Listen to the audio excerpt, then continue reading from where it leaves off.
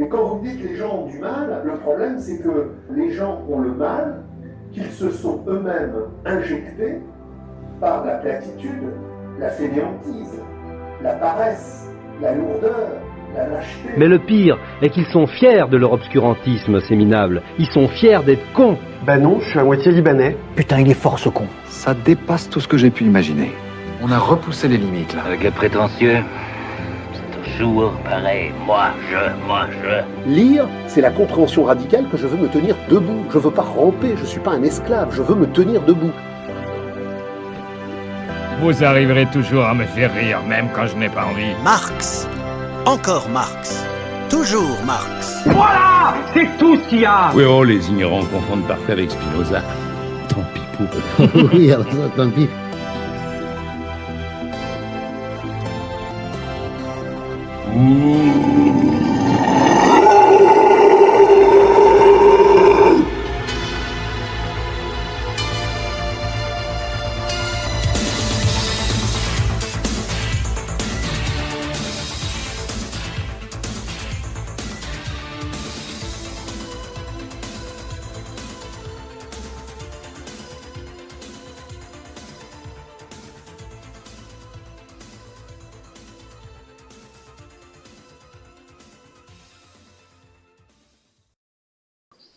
Bonjour à tous et bienvenue dans Ça en voix, le podcast où, vous le savez, on va vraiment voir les voix et aujourd'hui, on a une invitée un peu spéciale parce que déjà j'invite des stars qui sont sous pseudo, je fais ce que je veux, tu vas faire quoi? Tu vas rien faire.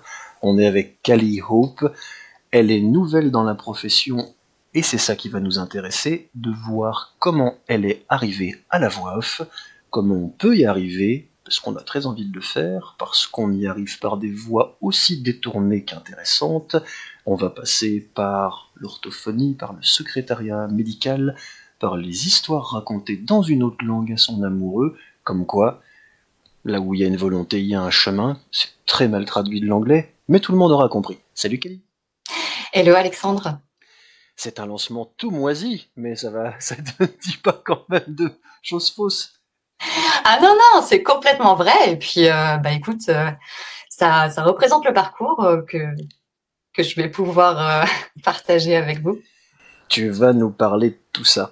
On s'était dit justement que c'était une bonne idée de donner la parole à quelqu'un qui est toute fraîche dans le métier, puisque toi tu t'es lancé en 2024, là on est en 2025, donc ça fait un an.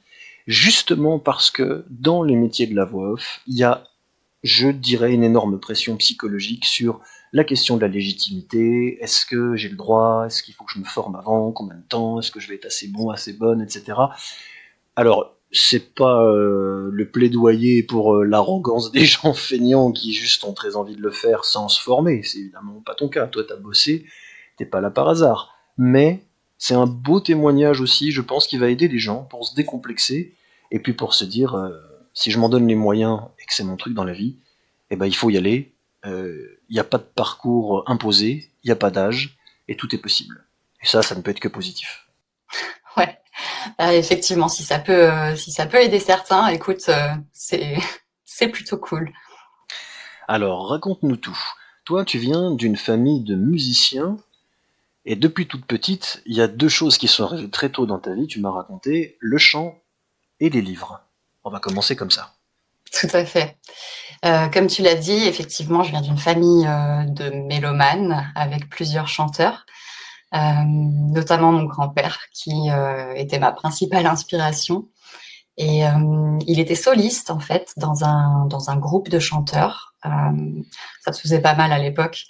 Et il avait un genre de studio, pour l'époque, un peu de fortune à la maison, dans son garage. Bon, clairement, le son était pas au niveau, hein, faut pas se leurrer, mais on passait énormément de temps à chanter ensemble et ouais, ça m'a donné le goût de la musique depuis toute petite et au final, j'ai commencé à chanter quand j'ai commencé à parler et je me suis plus jamais arrêtée, donc voilà. Et puis les livres, ouais, à côté les livres, je préférais rester lire plutôt que d'aller jouer dans la cour, donc ça plante un peu le personnage. Encore une grande extravertie. Effectivement. Mais alors le chant, est-ce que après tu as décidé d'aller dans une chorale, prendre des cours de chant, peut-être faire un parcours scolaire avec une option musique? Comment t'as géré tout ça? Alors en fait, j'ai jamais pris de cours de chant à proprement parler. J'ai intégré effectivement une chorale pendant que j'étais à l'école. J'ai fait partie d'une comédie musicale toujours dans le même cadre. J'ai fait un peu de clown aussi à ce moment-là. Et puis donc oui, non, pas de cours, mais par contre j'ai eu un groupe à l'adolescence, un groupe pop rock. On était 4 et puis c'était super. On a fait pas mal de scènes et puis on composait nos chansons aussi. Donc j'ai pu écrire des chansons. Ça c'était très sympa. Et puis effectivement, comme tu en parlais, oui, une fois arrivée au lycée, j'ai entre guillemets choisi mon lycée pour son option musique. Donc à ce moment-là, le groupe n'existait plus et ça m'a permis de recommencer à faire de la musique avec d'autres musiciens sur scène et ça, c'était un bonheur, hein, clairement. Et en parallèle, tu m'en avais parlé, les livres, la poésie, la déclamation devant le public, les trucs de barde, quoi, en gros, ça t'a jamais vraiment quitté, puisque t'aurais pas gagné un concours de récitation par le plus grand des hasards?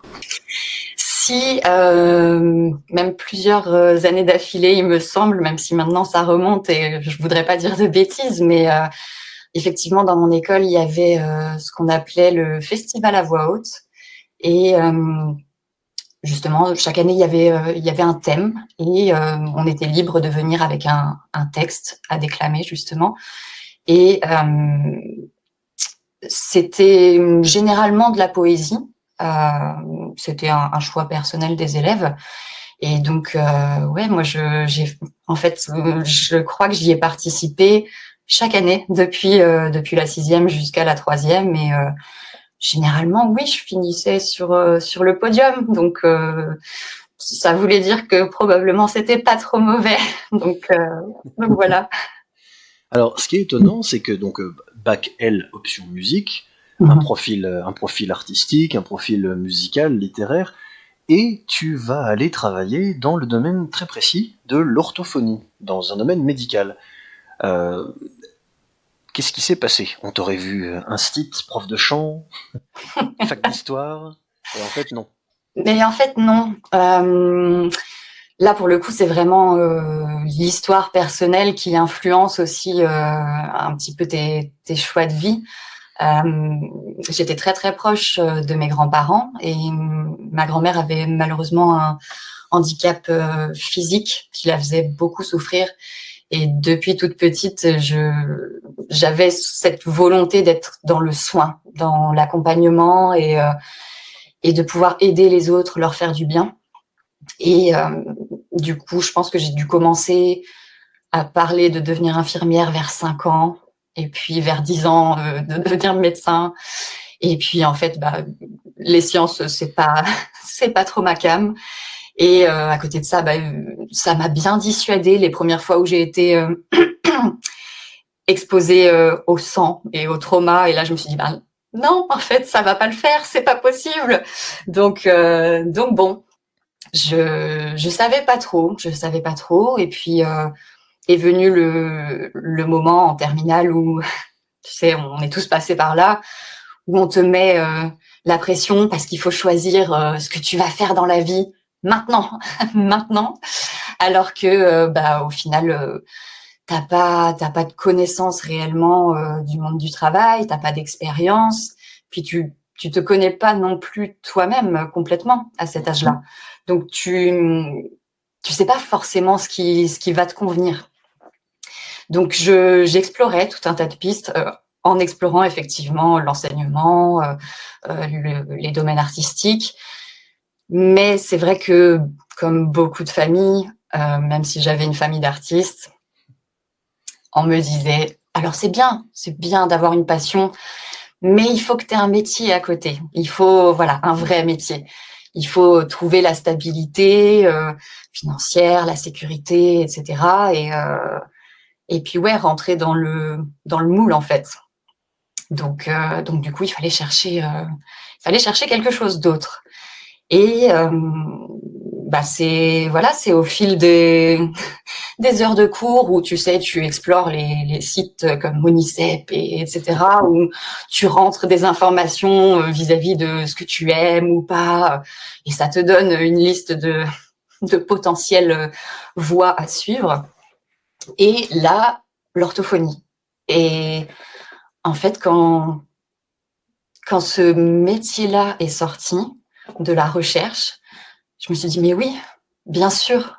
En fait, un métier dans le soin, vis-à-vis de la rééducation, de l'accompagnement, etc. Et puis, le langage, les mots, la voix.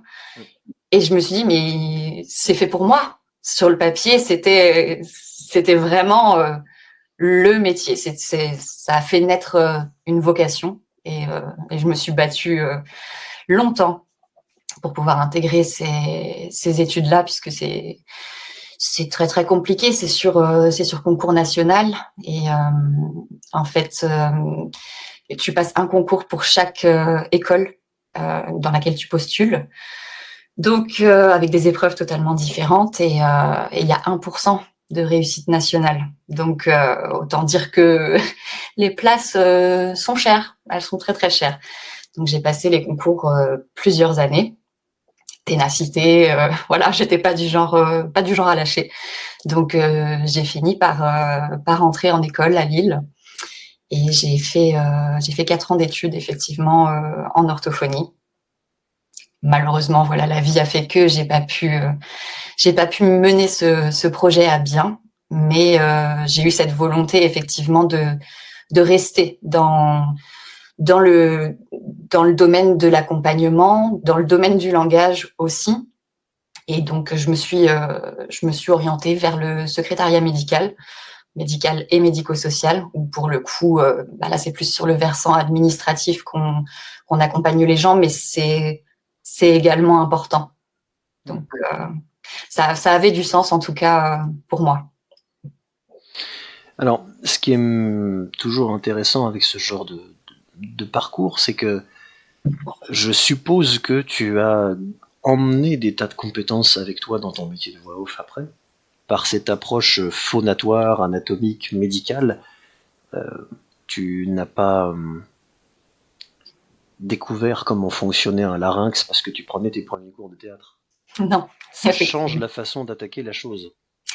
Complètement. Ah oui, non, moi j'étais assise sur les bancs de l'amphi, devant des schémas, devant l'appareil phonatoire, le larynx, le pharynx, les résonateurs, etc. Donc, non, j'ai bien exploré. C'est pareil, voilà, l'articulation.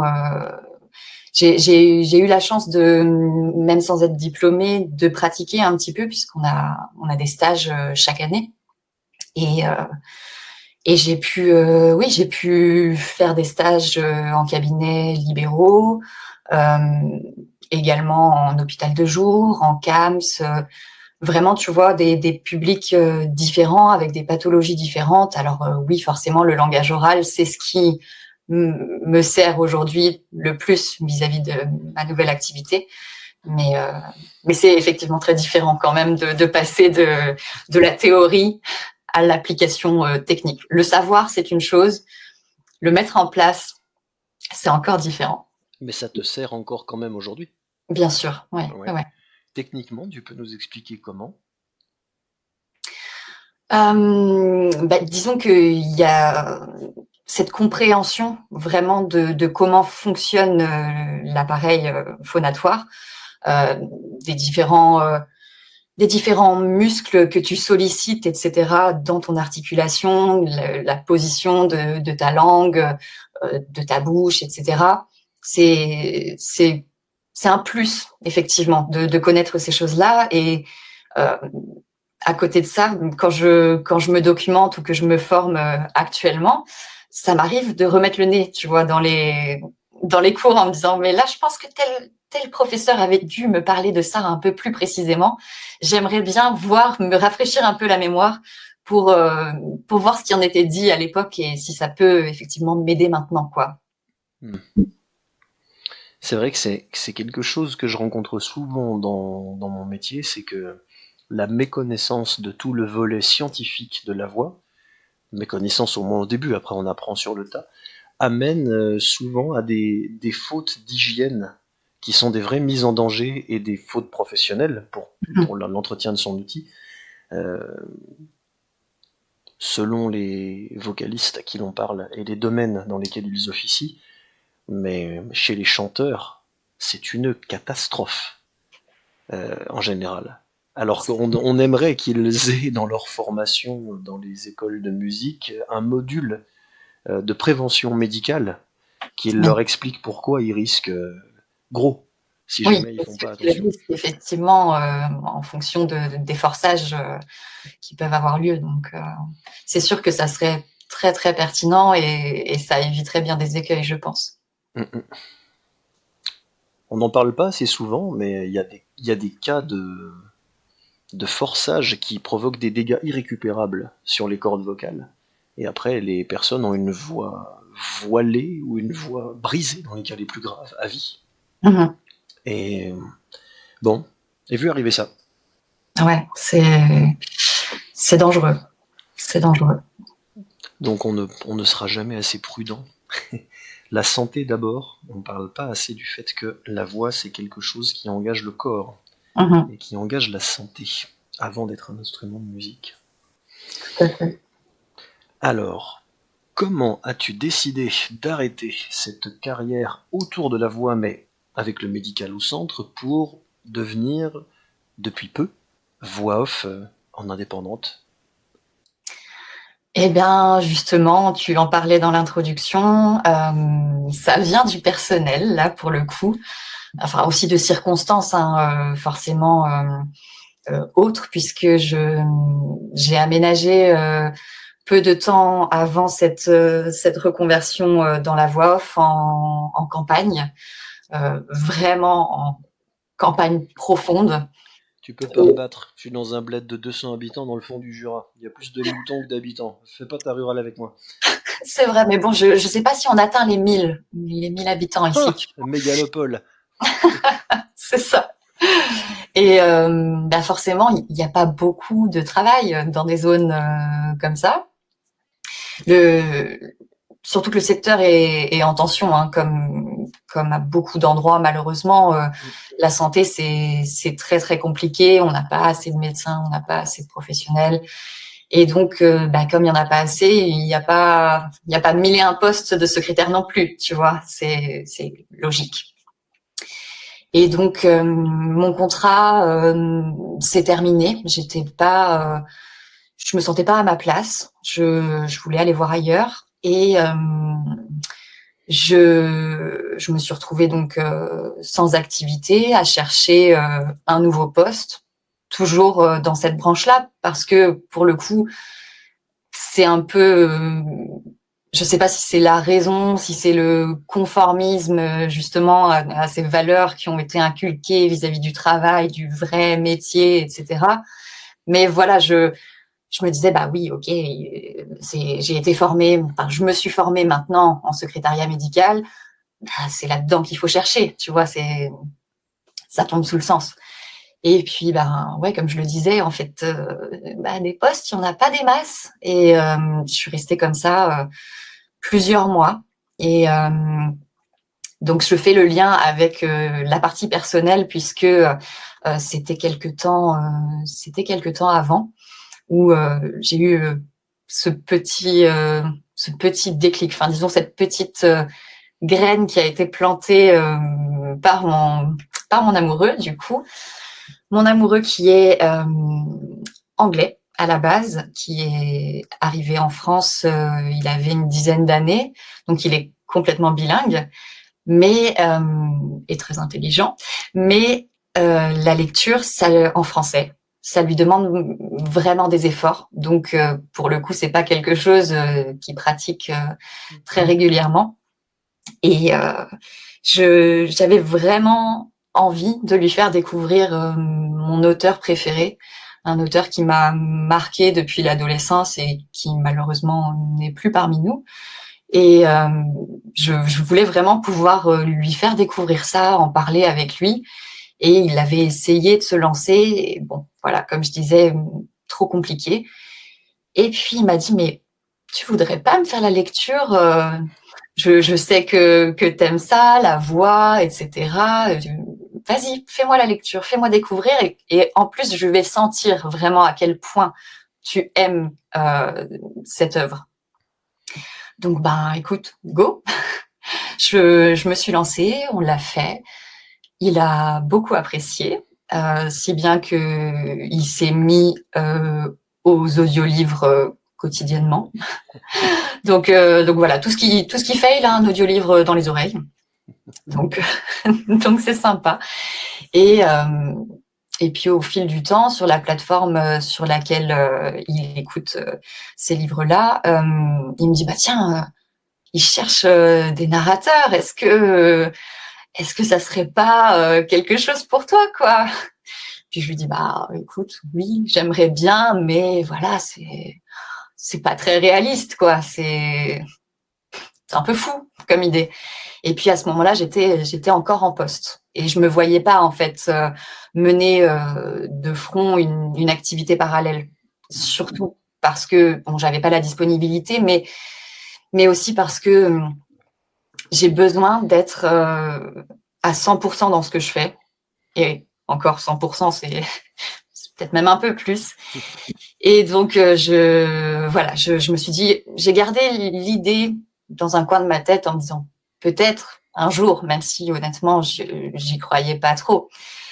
Et le fait de se retrouver effectivement sans activité et sans perspective d'activité, là, c'est vrai que je me suis dit, peut-être que, voilà, maintenant que j'ai du temps libre, en tout cas, je pourrais m'amuser avec ma voix et tenter des trucs, etc.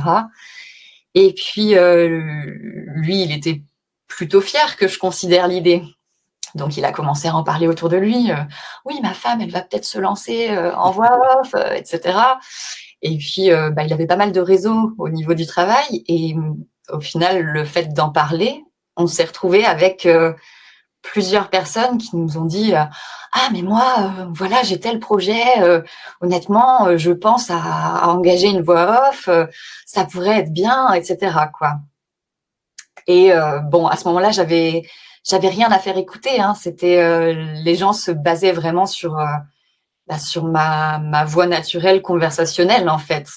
Donc c'était une base, mais je me suis dit effectivement, même en Bretagne, même en campagne, il y a l'air d'y avoir des opportunités.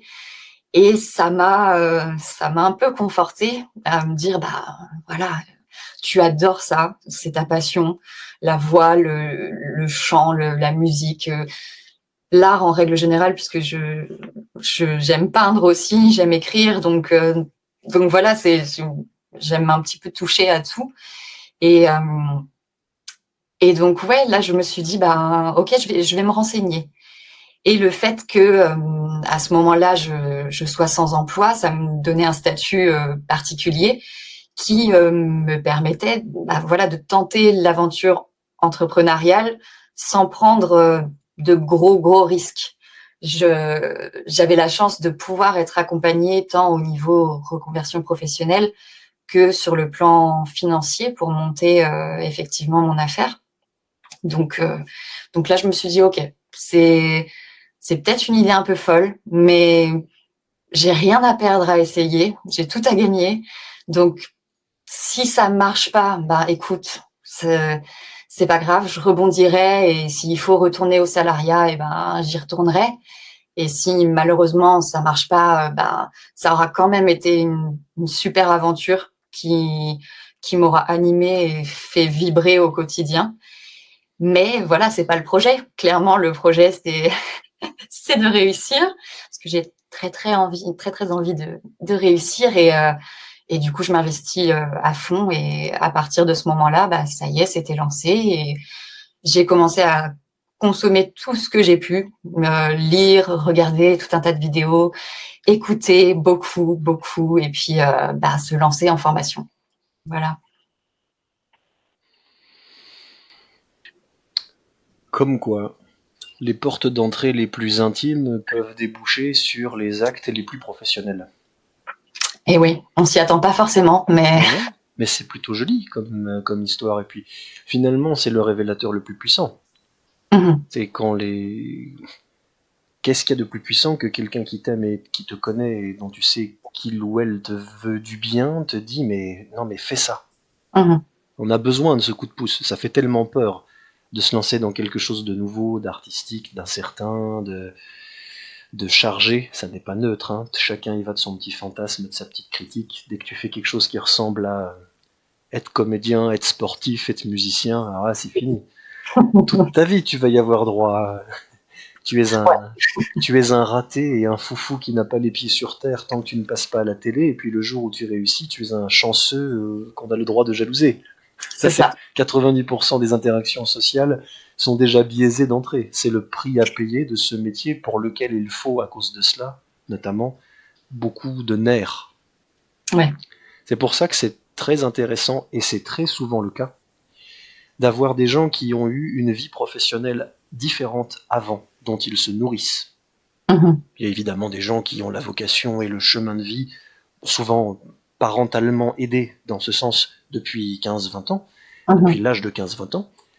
Et d'ailleurs, c'est pas forcément les meilleurs, ça n'a rien à voir. Mais bon, des fois on trouve sa voie tout de suite, des fois on y est aidé, des fois on a du bol, des fois on la trouve plus tard. Mais la nourriture avec laquelle on arrive est définitivement différente.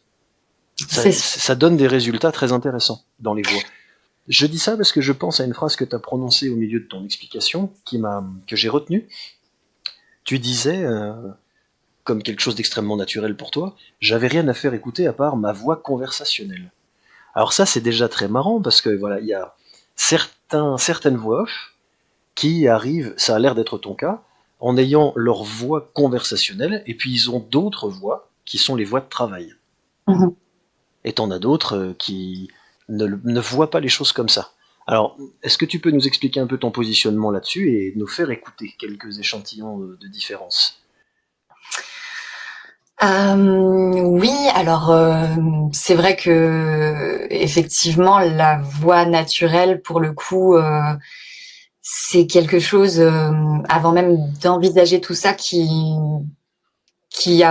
m'a souvent été, qui a souvent été souligné en fait dans mes différentes expériences, mes différents parcours. C'est arrivé souvent qu'on me dise ah, vous avez une jolie voix, une voix très posée, agréable à écouter, etc. Et puis bon, tu relis ça au chant quand les gens te demandent mais vous travaillez votre voix, qui part parfois un petit peu en... Juste à ce moment-là, le chat qui vient. C'est ça. Il n'y a pas de coïncidence. Et du coup, oui, quand on cherche un petit peu, quand on creuse et que je dis qu'effectivement je chante un peu, ah oui, ça doit venir de là, le fait que vous sachiez placer votre voix, etc. Et bon, voilà, ça s'arrête un petit peu là.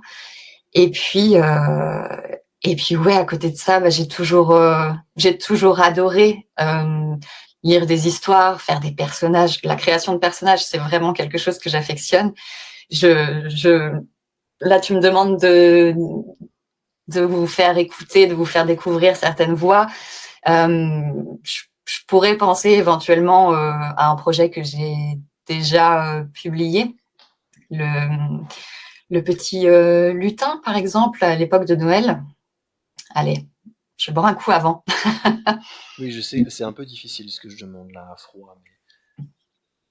Mais... Allez, on se lance. Père Noël, ici Greg. J'en ai franchement ras-le-bonnet de faire des paquets cadeaux. Sérieusement, ça fait combien d'années que je fais la même chose? C'est décidé, cette année, si je ne suis pas promue chef des décorations, je fais grève. Oui, grève. Alors je vais laisser tomber les ciseaux et les rubans. C'est à toi de réfléchir, Père Noël. C'est toi qui vois. Donc là, on voit bien qu'il y a effectivement une différence avec la voix conversationnelle. Normalement. Normalement. Donc, ça c'est intéressant, parce que c'est une approche, presque une approche d'imitateur, qui vient du personnage. Il y a Oui. d'autres portes d'entrée. Toi, tu fais ça comme ça. Mhm. Tu pars de ta voix normale et tu vas chercher quelque chose d'autre, sans C'est ça. chercher à la déformer. En fait, c'est pour le coup le fait d'être débutante, d'être autodidacte. J'ai pas forcément les techniques académiques et justement c'est plus instinctif. Ça sort effectivement comme ça sort en fonction de la création du personnage et de la façon dont je l'imagine en fait. Et oui, je vais travailler la voix, mais effectivement, ça va être une matière brute qui va sortir comme ça et où je vais pas forcément chercher effectivement à faire une autre voix, mais disons que c'est l'interprétation en fait qui jaillit quoi. Et tu te bases sur un visuel, tu te bases sur une création préalable. Comment tu accèdes à ça? Ça m'intéresse techniquement. Généralement, la création visuelle, oui, je passe par là. Après, c'est pas forcément la première étape. Généralement, mon cheminement, c'est alors je commence par l'idée globale. J'écris le script derrière. J'ai une première idée de ce que ça va donner vocalement. Et justement, pour affiner derrière et pour vraiment affiner le personnage, apprendre à le connaître, oui, souvent j'ai besoin d'une image mentale et parfois de références aussi auditives, puisque on se nourrit de tout ce qu'on entend. Et parfois, c'est même pas forcément conscient, mais voilà, tel personnage, ça va faire écho un petit peu à telle chose, telle œuvre, telle personne, tel comédien. Et ça transforme forcément ce que je produis. Et oui, par contre, ça m'arrive de créer moi-même le personnage, l'avoir de visu. Effectivement, parfois dans le studio, je scinde l'écran et puis il va y avoir l'image, le script et puis le dos en dessous et puis roule quoi. C'est intéressant parce que c'est un des trucs les plus difficiles avec les débutants notamment. C'est d'oser mettre la gueule dedans. On veut donner, tu sais, souvent on veut donner une voix en gardant une espèce d'impassibilité. On cherche une jolie voix, donc on se concentre, donc on se tend, tout se fige, le regard, la bouche, et puis ça marche pas du coup. Parce qu'on n'ose pas faire des grimaces, on n'ose pas mettre le corps dedans. Donc là, c'est intéressant comme approche. Toujours en lien avec les histoires, toujours en lien avec les personnages, puisque tu m'as dit que tu as assez vite trouvé tes premiers contrats et que tu as notamment travaillé avec des auteurs pour la mise en audio de leurs bouquins. Et avec des sites touristiques. On me dit c'était 2 premiers employeurs, si j'ai bien retenu. Alors, site touristique, c'est pas officiel pour l'instant. C'est un projet qui est toujours en cours. Effectivement, au niveau des auteurs, c'est vrai que avant de me lancer pleinement dans la formation, etc., j'étais comme certains sont très attirés par le doublage, j'étais assez attirée par le livre audio, justement, par les fictions audio, et ça c'est un amour de jeunesse, donc voilà. Et assez naturellement, du coup, c'est vrai que j'ai fait des rencontres, alors que ce soit avec des auteurs jeunesse, pour vraiment petite enfance comme public, mais aussi littérature jeune adulte, fantastique. Donc c'est toujours très intéressant aussi la diversité. Et là actuellement, le dernier projet, le projet que j'ai en cours, c'est un livre témoignage en fait. Donc ça va être également intéressant et j'ai hâte de pouvoir partager ça. Tu peux nous en parler un petit peu ou c'est encore un projet secret? Je préfère ne pas en parler pour l'instant, pas par pudeur pour moi-même, mais pour l'autrice. En l'occurrence, je voudrais pas spoiler quoi que ce soit, voilà. C'est un témoignage, comme je disais, c'est vraiment c'est très personnel, mais c'est très instructif aussi. Donc, je sais que c'est un ouvrage qui a touché un certain nombre de personnes, même si, voilà, c'est de l'auto-édition, c'est indépendant, etc. Mais voilà, ça veut rien dire sur la qualité de la production. Donc, Ce suspense est insoutenable. Je ferai un trailer complètement improvisé. ouais. Dans un monde où on n'autorise pas les bodybuilders à se reconvertir en esthéticiennes, un homme a décidé de braver l'interdit. Avec Calliope dans la voie du bodybuilder. Tu t'en sortiras pas avec le lutin, là, hein? À part si le bodybuilder s'est coincé quelque chose, peut-être, je ne sais pas. Non, mais il y a des choses qu'il faut pas visualiser. Des formations professionnelles. Ne fais pas ça, tu pourras plus enlever l'image après. T'as raison, c'est dangereux. C'est dangereux. En tout cas, ça se lance, ça démarre plutôt vite, parce qu'on rappelle, c'est des données qui sont toujours intéressantes pour les voix off. Je remercie Audrey Lemeur qui m'a remis mes chiffres à jour il y a pas longtemps. À l'instant où on parle, début 2025, il y a entre 300 et 400 nouvelles voix off par an qui arrivent sur le marché en France, et il faut en moyenne à peu près 2 ans pour se faire un SMIC quand on fait que ça à temps complet. C'est une moyenne, évidemment. Donc, quelqu'un qui commence à trouver ses premiers contrats au sein de la première année, et puis qui commence à vivre de ça, que de ça, c'est plutôt... C'est toujours... Il y a des hauts et des bas, hein, mais qui est déjà dans ce système-là au bout d'un an, c'est plutôt un peu au-dessus de la moyenne, c'est plutôt encourageant, c'est plutôt bien parti. Ouais, mais voilà, il faut que je te corrige quand même là-dessus. J'en vis pas pour l'instant. J'ai pas cette chance d'en vivre pleinement. Voilà, c'est pas les contrats, disons, qui rapportent vraiment. Pour le coup, c'est du local, c'est les débuts. Oui, mais on avait dit que ton vrai métier de productrice de mon compte OnlyFans, on n'en parlait pas pendant l'interview, s'il te plaît. Donc, je fais exprès pour que tu arrêtes de te sous-estimer, parce que je suis sûr, moi, que ça va décoller. On a eu la chance de travailler un petit peu tous les deux, j'ai entendu ce que tu fais. C'est certain que tu es dans ta bonne voie. Après, les aléas de la vie, le contexte économique, les IA qui arrivent, on en parlera un petit peu après si tu veux. Personne n'a de boule de cristal. Mais ce qui est sûr, c'est que tu t'es pas trompé de voix. Ça, déjà, ça change tout. Merci, en tout cas, ça fait du bien d'entendre ça aussi de la part de professionnels. Bon, tu sais, quand c'est vrai, il faut le dire, parce que on oublie trop souvent de donner les encouragements. Autant faut pas les dire quand c'est pas vrai, parce que ce serait catastrophique, et ce serait pas du tout rendre service aux gens. Autant quand c'est vrai, il faut le dire, parce que je sais ce que c'est, hein. Moi, je viens pas du sérail, j'ai pas fait le conservatoire, j'ai eu une autre vie avant avec un autre métier. Il m'a fallu attendre passer 30 ans pour oser me considérer comme un vocaliste, un comédien, quelqu'un qui peut en faire son métier, qui en fait son métier, qui gagne sa vie un peu avec ça, qui gagne sa vie avec que ça, qui se permet d'aller former des gens qui, eux, en font depuis plus longtemps, et etc. C'est un chemin, hein, c'est un processus. Celui qui dira ouais, même pas peur, oui, d'accord, oui, c'est sûr. Si t'es le fils de Roger Carrel, c'est peut-être plus facile, tu vois. Mais encore que, je t'explique pas la pression. Oui. Mais voilà. Donc non, c'est très bien d'encourager les vocations quand elles sont à propos. Et ça me fait ma transition.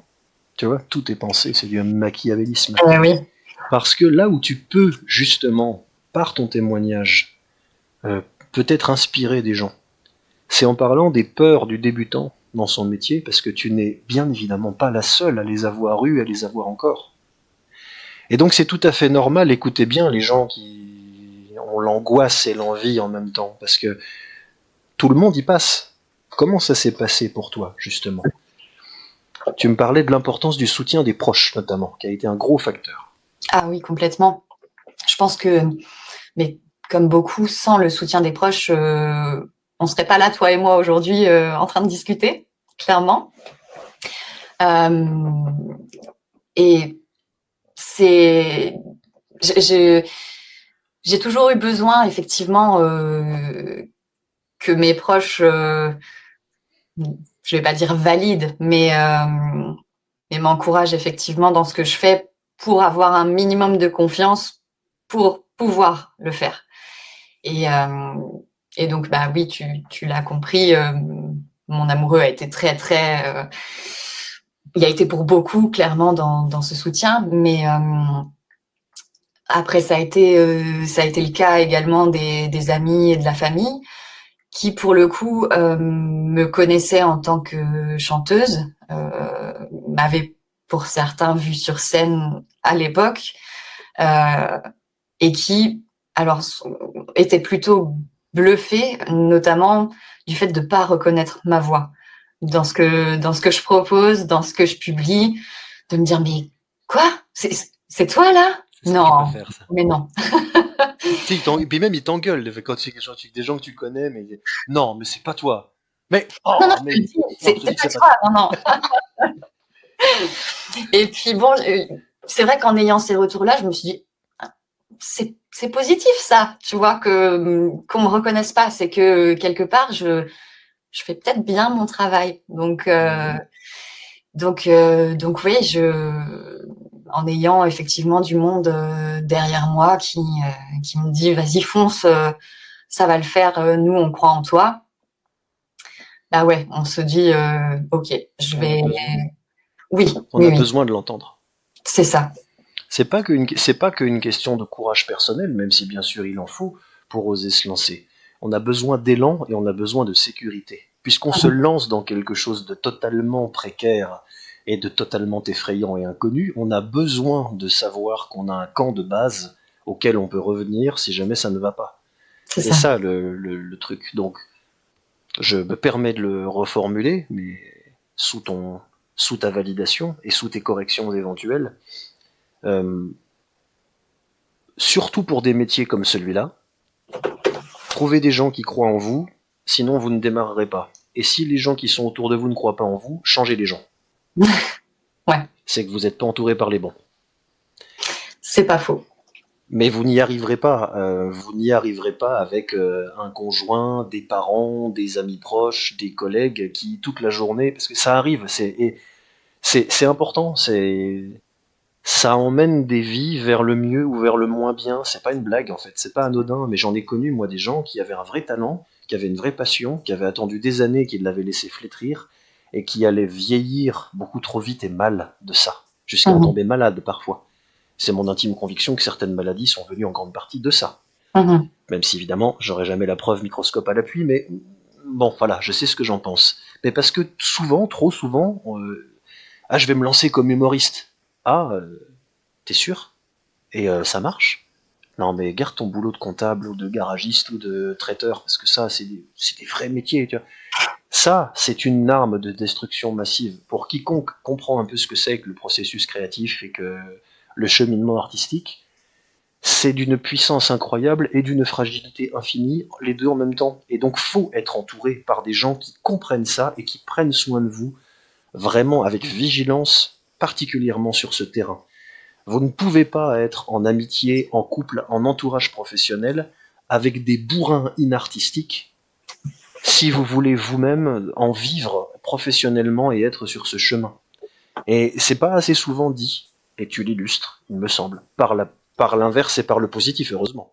Oui, non mais je suis complètement d'accord avec ta reformulation. De toute façon, t'as intérêt, sinon je te casse la gueule, on en a parlé. Tu crois exactement. Mais c'est pour ça que j'ai peur et oui, ça se voit. Du coup, je surveille mon discours. Il y a un vocable que personnellement je n'aime pas parce qu'il est devenu trop à la mode pour éviter de réfléchir, mais qui ne veut pas rien dire non plus, qui est le fameux syndrome de l'imposteur. Dans notre cas précis, se pose la question de la légitimité, de la formation, de à partir de quand on ose s'auto-évaluer comme ayant le droit de. Comment ça s'est passé pour toi? Justement, tu parles du syndrome de l'imposteur. Il est bien là, hein, clairement. J'ai commencé à me former. J'ai fait ma première à l'école de la voix, Vox Populi, donc à Chazé d'Azergue. C'était une super expérience. Et Ils sont très bons. oui. Et pour le coup, ça m'a boosté. Justement, d'avoir le retour plutôt positif des formateurs, d'avoir également les axes d'amélioration, puisque c'est très important et c'est ça qui fait grandir. Donc, à ce moment-là, je me suis dit, ok, je suis sur la bonne voie. Mais à ce moment-là, c'était bien trop tôt pour me dire oui, je suis prête ou je suis bientôt prête. Pas du tout. J'ai fait un passage à l'IMDA aussi où j'ai pu échanger avec des personnes très très intéressantes et très expérimentées. Tu peux dire ce que c'est pour les auditeurs, l'IMDA? Oui, alors par contre, j'ai pas l'acronyme exact. Institut? Je ne l'ai plus non plus, c'est pour ça que je te demande. Je vois ce que c'est, mais j'ai plus les lettres exactement.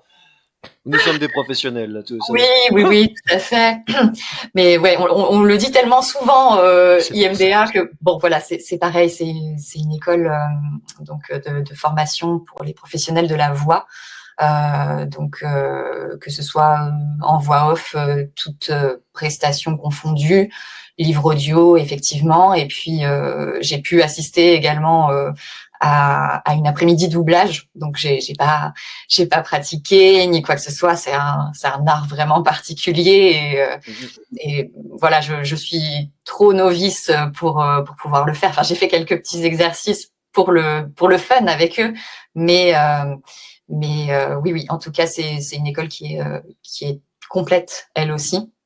Et c'était très intéressant, effectivement, de pouvoir rencontrer des formateurs et comédiens actifs sur le secteur, donc de bénéficier de leurs conseils. Et c'est vrai que l'un d'entre eux, notamment, m'a conforté également. Là, j'avais à ce moment-là des choses à faire écouter. Donc, il pouvait effectivement me jauger et me faire un retour. Et les retours ont été plutôt bons. Lui m'a dit que il me pensait prête justement et que voilà, oui, il y a du travail, mais que je pourrais commencer à travailler. Bon, toujours à ce moment-là, je me sentais toujours pas prête. Surtout parce que déjà quand tu es débutant, c'est ce que tu disais, c'est très compliqué de savoir quand est-ce qu'il est bon de se lancer, parce que il y a effectivement la peur de se lancer trop tôt, de pas être prêt, de pas rendre quelque chose de bien, de risquer de se tirer une balle dans le pied, de passer pour un amateur, limite que ce soit ridicule, tu vois, de s'exposer et de risquer de mal faire. Mais à côté de ça, c'est vrai qu'il faut aussi se jeter à l'eau à un moment.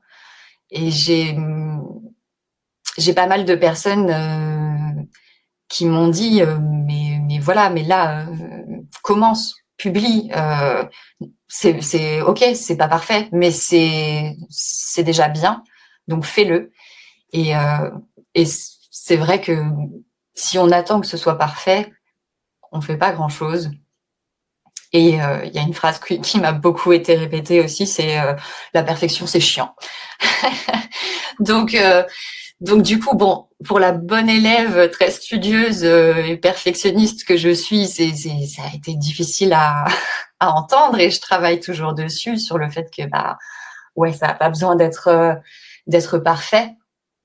Mais ce qui m'a aidé aussi à me lancer, c'est justement d'échanger avec des professionnels et de comprendre que oui, la technique vocale, c'est important, c'est très important. La voix, c'est très important, mais pour faire notre métier, c'est pas la perfection qu'on recherche. De toute façon, elle est très subjective en fonction de l'oreille qui l'écoute, mais que justement, c'est l'incarnation, c'est le fait d'être le plus authentique et sincère possible et de faire ressentir vraiment les choses aux gens. Et, et c'est vraiment un gros axe de travail pour moi depuis que je l'ai compris, que je l'ai entendu, et ça m'a débloqué quelque chose, tu vois. Je me suis dit, ok, donc vas-y, là j'ai donné tout ce que je pouvais à l'instant T, avec ce que j'ai à ce moment-là, et puis j'y vais, et puis on verra. Et en fait, c'est vraiment disons que j'ai mon envie de réussir et de travailler pleinement dans ce domaine qui me passionne. J'essaye de la pousser vraiment à dominer ma peur. C'est pas évident. Honnêtement, c'est pas évident. J'ai la boule au ventre à chaque fois que je poste quelque chose. Je suis toujours extrêmement fébrile. Mais voilà, j'essaye de le faire quand même et de me dire que c'est comme ça qu'on commence, et que voilà, si on veut travailler, il faut aussi se faire entendre. Donc je travaille et j'essaye de montrer le travail que j'estime, j'allais dire potable, mais tu vas m'engueuler, que j'estime prêt à l'écoute. Et puis j'essaye de faire mon chemin comme ça, quoi. Je vais profiter de l'occasion que tu me donnes pour faire une toute petite digression. Parce que c'est un truc que je travaille souvent avec mes comédiens, avec mes clients. Cette saloperie de vocable de syndrome de l'imposteur, pourquoi je dis que c'est une saloperie? Parce que syndrome, ça veut dire qu'on est malade, donc on se met en état de victime, et imposteur, ça veut dire que en fait c'est pas nous, c'est un autre, et que c'est pas le bon.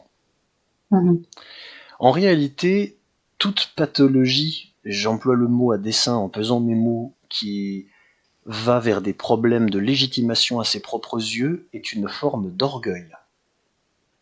C'est de la lâcheté et de l'orgueil. Être perfectionniste, c'est de la lâcheté et de l'orgueil.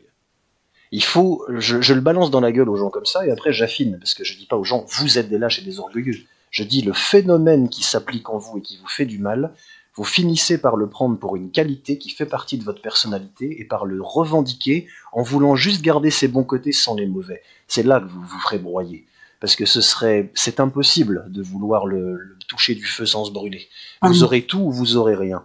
Et en fait, le perfectionnisme, c'est vouloir des garanties, c'est ne pas comprendre que la vie, surtout quand on est artiste, c'est le mouvement, donc on fait tout ce qu'on peut de tout son cœur et on y va, et on n'est jamais prêt. Et donc on doit y aller en étant capable d'entendre en face que c'est pas assez bon, que les gens n'en veulent pas, ne pas en être broyé, retourner au charbon et recommencer. Les gens qui sont dans le syndrome de l'imposteur dans nos métiers, mais aussi dans d'autres, sont souvent des gens qui se piègent leur propre cerveau en se disant que il faut qu'ils soient prêts et que c'est du respect pour eux-mêmes, pour les gens. C'est tout le contraire. Parce que sous couvert de préserver la vie, c'est la négation de ce qui fait son essence. C'est la vie n'est plus qu'une préparation jusqu'à atteindre la perfection, dont on sait qu'elle n'existe pas et qu'on est tous bien trop médiocres pour l'incarner dans quelque domaine que ce soit. Donc en fait, depuis le début, on se ment. Et le malaise vient de là, et non pas de la sensation objective que l'on aurait d'être insuffisant par rapport à des critères de commensurabilité objectivables et objectivés. C'est pas j'ai essayé, en fait ma voix elle est à tel décibel et puis elle a tel grain, elle a telle tessiture, donc elle est pas assez bien, donc je ne me sens pas légitime. Mon cul, ça marche pas comme ça. Si ce qui marche comme ça, c'est de la comptabilité. Et donc la seule façon d'en sortir, c'est de rentrer dedans, mais pas rentrer dans la personne, rentrer dans ce truc-là pour le casser. Parce que ça, on l'a tous eu, et aujourd'hui, je l'ai beaucoup dans le travail. Et ce qui bloque le potentiel des gens, c'est souvent pas une absence de technique, même si bien sûr, faut continuer à la travailler, continuer à se nourrir, évidemment, comme dans tout métier, peut-être particulièrement dans celui-là notamment, mais c'est pas ça qui bloque. Ce qui bloque, c'est cette saloperie-là. C'est que tant que les personnes se sentent intrinsèquement illégitime, mais en cours d'amélioration, puis peut-être que de temps en temps on passe la barre, ou alors on n'est pas assez bon, mais bon, les gens acceptent de payer quand même. Ils l'ont pas vu, heureusement qu'ils n'ont pas vu toute la nudité que j'ai au fond de moi. C'est vraiment cette scène du cercle des poètes disparus, où il y a le héros principal, joué par Ethan Hawke, qui a pas fait son devoir de poésie parce qu'il est mort de trouille, et puis Robin Williams, le prof, lui dit devant tout le monde, Monsieur Anderson croit que ce qu'il a au fond de lui est une bêtise piteuse. Et c'est une phrase très juste, c'est exactement ça le problème, c'est de croire à tort que, de base, nous sommes insuffisants, et qu'il faut vraiment se faire violence pour le devenir, quoi, pour avoir le droit à un peu de considération, un peu de bonheur, un peu de réussite.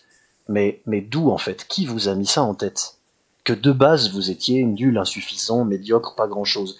Alors, je l'entends dans une certaine mesure, hein. Faut un peu se raconter ça pour se pousser, faut passer des barres quand même. Les diplômes, ça veut pas rien dire, les résultats, ça veut pas rien dire, la réaction du public, ça veut pas rien dire, faut pas déconner non plus. Mais par contre, pourquoi s'auto-flageller de base? D'où c'est normal de partir aussi négativement? Ça ne l'est pas. C'est juste une sale manie, c'est juste un mauvais entourage, c'est juste un traumatisme non réglé. Et s'il y a bien une connerie qu'il faut pas faire, c'est utiliser une carrière artistique pour faire sa psychanalyse personnelle. Fin de la digression.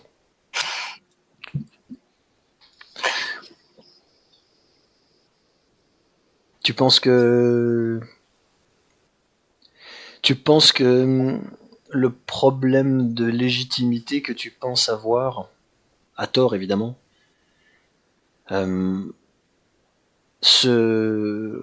est en cours de se résoudre maintenant que tu es dans cette voie, qui est sûrement ta bonne voie? J'espère. Je travaille là-dessus, en tout cas. Après, voilà, on a eu un coaching, toi et moi, qui m'a fait prendre conscience de choses, même si j'en avais déjà une certaine conscience, mais tu m'as éclairé de toute ta sagesse. Donc, le travail était déjà... Le travail était déjà entamé, mais disons que ça m'a fait vraiment prendre conscience je ressentais une urgence personnelle à travailler dessus, mais je me suis rendu compte que l'urgence n'était pas uniquement personnelle, que voilà, c'était quelque chose que j'avais besoin alors peut-être pas de régler, mais de travailler en tout cas pour que ça ne me freine pas dans mon métier. Donc j'y travaille, et puis là, disons que le dernier projet que j'ai sorti, j'ai entendu la progression à différents niveaux. Super. Et ça m'aide un petit peu justement à me dire ok, alors t'es peut-être pas comme un tel, t'as peut-être pas le niveau de telle personne, mais t'as progressé vis-à-vis de toi-même. Et rien que ça, déjà, je suis sur la bonne voie, a priori. Donc, je continue de tout faire pour grandir encore, pour m'améliorer, et puis peut-être un jour espérer être légitime. Tu sais, je sais pas ce que c'est être bon. Ouais. Je sais ce que c'est faire pleurer les gens. Je le formule souvent comme ça pour faire une petite formule, mais à partir du moment où tu travailles, où tu es conscient, où tu te documentes, où tu pratiques, et où surtout tu vas à fond dans la voie que tu as choisie, tu deviens capable avec ta voix de coller les poils à quelqu'un quand tu fais un truc avec ta voix. Et là, t'es bon. Mais sinon, Roger Carrel, il est pas bon pour faire Freddie Mercury. Et vice-versa. De quoi on parle? Ça veut dire quoi être bon? C'est sûr. Ça veut dire quoi être bon? Picasso versus Léonard de Vinci, tu sais, il y avait une chaîne YouTube comme ça, les Epic Rap Battles of History. C'était un espèce de truc génial où les mecs faisaient faire des battles de rap entre des personnalités, entre des célébrités historiques. T'avais des trucs complètement cons, George Wallace contre George Washington, Mozart contre Skrillex. Et c'était très bien vu parce que c'était exactement ça. Je sais pas ce que ça veut dire être bon. Par contre, je sais ce que ça veut dire crever l'écran, faire pleurer les gens, rire les gens, être payé cher, être demandé. Euh, Comme disait Pierre Mouboucher, à qui je passe un petit coucou et que j'ai eu en interview il y a quelques mois quand ton interview sortira, the proof is in the pudding. Il y a que ça qui compte. C'est l'évaluation. On n'est pas à l'école. Personne va venir évaluer si ta voix est bien ou pas. Ce qui compte, c'est la personne qui paye et la personne qui est le public. Qui sont pas toujours les mêmes personnes d'ailleurs, mais c'est vraiment important d'avoir ça dans le métier.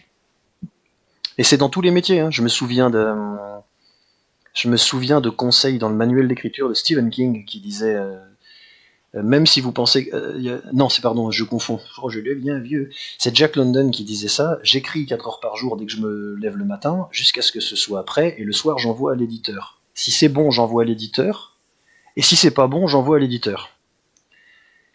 Et à un moment, et Stephen King, ça y est, je retrouve, à la question qu'est-ce que c'est le talent pour vous, il disait si vous avez écrit un truc, que vous l'avez envoyé, qu'on vous a payé pour ça, et que quand vous encaissez le chèque, c'est pas un chèque en bois et que vous payez la note d'EDF avec, vous avez du talent, continuez. C'est un métier, les copains. Hein. Vous faites bouffer vos gosses avec, vous avez du talent. Voilà, terminé. C'est important aussi de le sécher un peu comme ça, tu vois, pour avoir le côté entrepreneurial. C'est avec le soutien des proches, c'est l'autre versant, c'est se voir comme un pro, c'est s'empêcher d'utiliser ses émotions, c'est les préserver pour le travail qu'on fera de donner des choses derrière le micro. Mais il faut surtout pas les mettre dans le reste. Est-ce que je suis bon? Est-ce que je vais m'en sortir? Lui, il est meilleur. Est-ce que je suis assez formé? On m'a dit ça. Tel hater que je verrai jamais m'a balancé ça sur mon fil de commentaires de je sais pas quel réseau social. On n'est pas immunisé contre ça. C'est sûr. Donc il faut s'y solidifier. Beaucoup, beaucoup, beaucoup, beaucoup. Et puis c'est compliqué parce que, comme on disait, tout est subjectif, surtout dans nos métiers. Et pour le coup, les sensibilités sont différentes et les retours sont parfois en contradiction. Ça m'est arrivé. Et quand on débute, là, on est un peu perdu. On se dit, bah mince. Alors un tel m'a dit que donc ça c'est bien, mais par contre ça, voilà. Et puis l'autre personne va te dire pas l'inverse, mais bon, ça va quand même venir se contredire. Et c'est là aussi que j'ai appris qu'il fallait que je m'écoute et que je me fasse confiance. Mais c'est pas facile. Honnêtement, c'est pas facile. Mais c'est un passage obligé. On a tous un parcours personnel, on vient tous de quelque part sur ce sujet. C'est d'autant plus méritoire quand le trajet était compliqué sur la question de la confiance en soi, de réussir à en obtenir. Et elle a d'autant plus de valeur et elle se sent d'autant plus dans les prestations. Ça touchera forcément humainement le public de sentir en face un être humain complexe avec des fragilités qui sont des forces. Il n'y a rien de plus beau que les cicatrices chez les gens. Les fragilités surmontées, les forces données à la naissance, les beautés immaculées, ça ne connecte avec personne. Ouais, d'accord, t'as eu un coup de bol plastique à la naissance, tu vois, ou de QI, ou de ce que tu veux, mais t'as pas saigné pour ça. Et la plupart des gens, quand ils ont un truc, ils ont saigné pour ça. Il n'y a pas beaucoup de chanceux sur cette terre. Donc, c'est ça qui va connecter. C'est les gens qui en ont chié pour construire quelque chose en surmontant l'adversité. Donc, ce qu'on croit être une faiblesse ou une impéritie est souvent, au contraire, ce qui va permettre de nous lier à partir du moment où on ne commet pas la faute de lâchement séjourner dans cette médiocrité et dans cette paresse, mais qu'on la transcende sans se cacher derrière, sans faire la victime, mais les gens qui emportent avec eux. Il y a des gens, quand, à force, tu entends dans leur voix ce qu'ils ont vécu. Même quand c'est pas qu'ils le dissimulent, mais ils le mettent un peu en retrait pour les besoins d'un rôle. Mais tu sens le grain, tu sens le raffinement, tu sens le parcours de vie compliqué, tu sens la sensualité. Et c'est ça qui fait qu'on prend une voix plutôt qu'une autre dans un casting, c'est ça qui fait que certaines voix sont mémorables, c'est ça qui fait que certaines voix font rire. Je veux dire, il y a j'en profite pour passer un coucou à une très grande comédienne qui est très gentille et très accessible et très humble malgré sa célébrité, Françoise Cadol, connue du grand public pour être la voix française d'Angelina Jolie historiquement.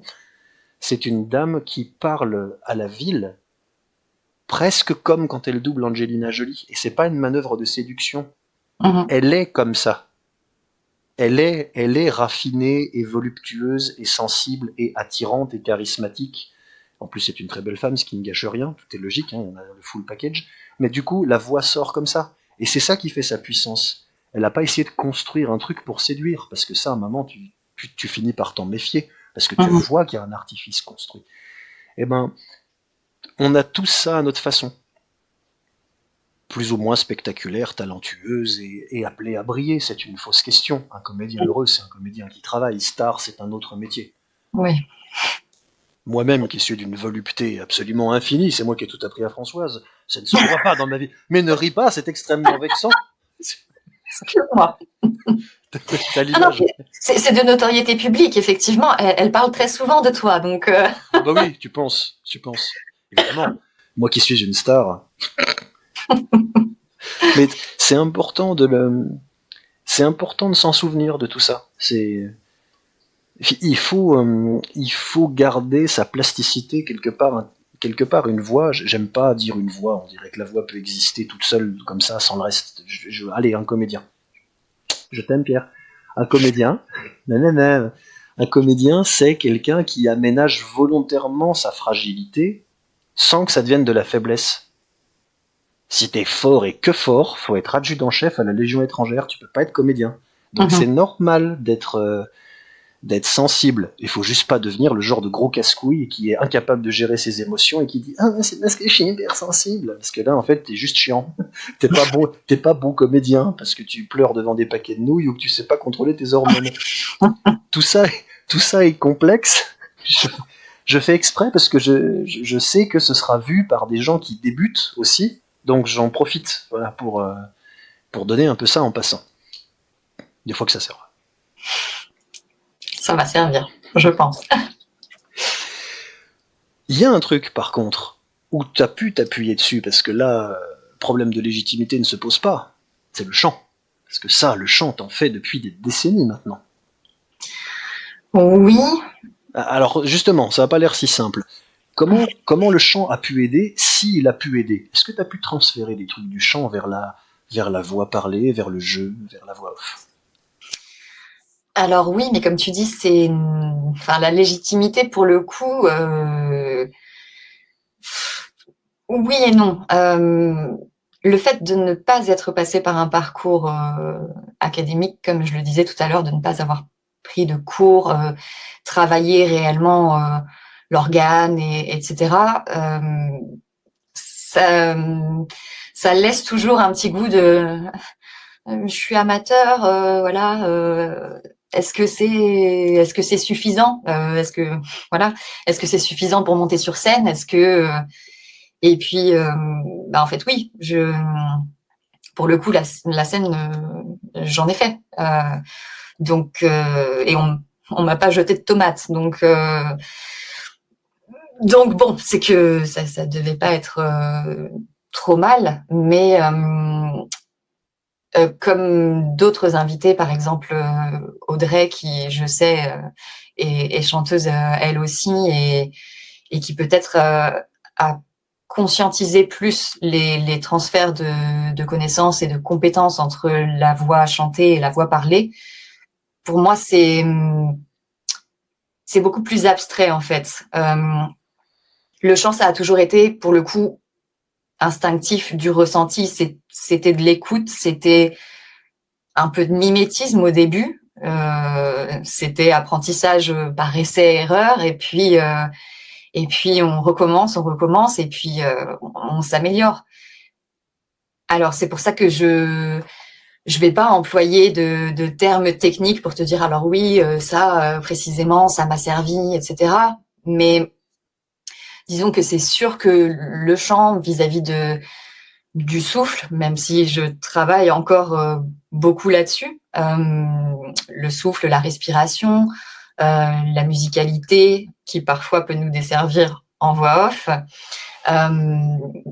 l'articulation, les émotions, tout ça, effectivement, c'est des choses que tu transfères, même inconsciemment, dans ton travail en voix parlée. c'est pas tant un transfert de technique qu'un transfert d'état d'esprit, de ton point de vue? Ou de possibilité du corps à faire ou... Alors, pour le coup, le chant et les différentes chansons que je peux chanter, et c'est très éclectique, j'aime plein de choses différentes, m'ont appris que je peux aller, par exemple, dans les aigus ou dans les graves, et c'est pas forcément quelque chose qui, sans certaines chansons, c'est pas forcément quelque chose que j'aurais remarqué. Je sais pas si tu vois ce que je veux dire. Oui, je vois C'est-à-dire très bien. que, enfin, voilà, il y a certaines chansons où, comme tout le monde, c'est pas forcément la bonne tonalité, mais t'as quand même envie de la chanter parce que tu l'aimes beaucoup. Et bon, tu la chantes, des fois ça passe, des fois ça passe pas, des fois ça passe à certains endroits et pas à d'autres, mais tu te rends compte que, ah bah tiens, ça t'arrives à le faire, que cette note-là elle passe et que c'est pas trop moche. Donc c'est que, voilà, en travaillant, il y a moyen de l'exploiter. Et pour le coup, c'est... Après, tu disais, ouais, transfert de technique ou transfert d'état d'esprit.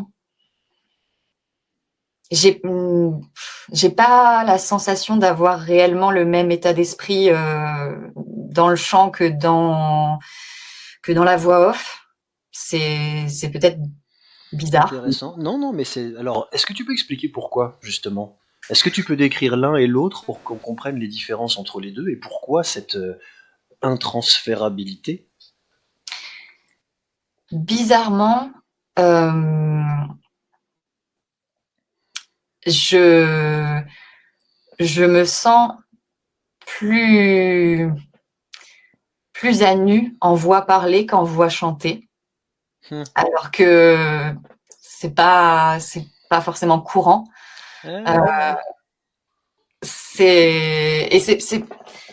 Et c'est pas parce que je suis ultra confiante de mes capacités en chant, parce que voilà, comme je te dis, j'ai jamais été formée réellement, donc ça sort un peu comme ça vient, et comme je l'ai travaillé au fil des ans sans me dire que j'étais en train de le travailler, tu vois. Ouais, je sais pas, j'ai l'impression d'être capable de faire passer plus d'émotions en voix parlée qu'en voix chantée. C'est très marrant parce qu'on entend souvent l'inverse. Ouais. Et comment l'expliquerais-tu toi-même? Honnêtement, c'est difficile, hein. Je pense que il y a plus de nuances pour moi dans la voix off. En fait, déjà, le chant, t'es pas à proprement parler tout seul. T'as la musique, tu vois. La plupart du temps, oui. Moi, oui. Généralement, je chante peu maintenant a cappella. Donc, du coup, il y a quand même cet espace sonore qui est rempli par autre chose que par ta voix, tu vois. Alors que en studio, en voix off, il y a que moi, le son de ma voix, je veux dire avant post-production, avant montage, etc. Et tout est plus fin. Et disons que tu peux, je sais pas, j'ai l'impression que, ça me donne un petit peu la sensation que il y aurait un zoom. Non, mais c'est assez clair, je crois. Oui, tu vois ce que je veux dire. C'est vrai que c'est à l'os. Il n'y a que ta voix. Ouais. Il n'y a pas de formation qui ressemble à de la musique où tu déformes ta voix qui s'appelle le chant. Il n'y a pas d'instrument de musique. Il y a le silence insonorisé dans le caisson, et il y a le micro, et il y a juste tes cordes vocales. Et je crois comprendre ça. C'est que vous n'êtes pas nombreux, mais tu es dans ce cas. Il y a des gens qui se cachent derrière le chant. Je dis pas que tu as des trucs à cacher, mais tu vois, qui sont plus à l'aise tout en ayant moins d'intimité dans le chant, parce que on peut prendre la voix de sortie de la musique et faire le chanteur au lieu de chanter. Mais de la même manière qu'il y a des comédiens qui ont du mal au début parce qu'au lieu de jouer, ils essayent d'imiter des acteurs en train de jouer des personnages. Au lieu d'incarner le personnage. Parce que là, faut se foutre à poil. Ce que personne n'a envie de faire. Même les gens dont c'est la profession. Parce que le réflexe, c'est heureusement, sauf pour de très grands professionnels qui arrivent à switcher dans leur cerveau, hein, c'est un niveau qu'il faut atteindre, tout le monde a envie de protéger ça. Bien sûr. Et avec la voix parlée, c'est plus dur parce que c'est un truc sans artifice. C'est ça, c'est exactement ce que je disais et tu as capté ma pensée. C'est effectivement le fait d'avoir la musique. Pour moi, c'est avoir un guide, une ligne directrice. Tu vas pas sortir de ton chemin. Il va falloir quand même que tu aies un placement, que tu sois juste et que tu suives la mélodie. Démerde-toi. Voilà. En voix off, t'es là, t'as un script et nous, pour la majorité home studistes, en tout cas pour ceux qui travaillent avec les plateformes, on en parle souvent. Le brief, voilà, il n'y a pas grand-chose dedans et c'est démerde-toi, comme tu dis. Ouais. Je me rappelle toujours cette petite... J'essaierai de la retrouver. Tiens, je vais me la noter. J'essaierai de la retrouver pour la mettre au montage.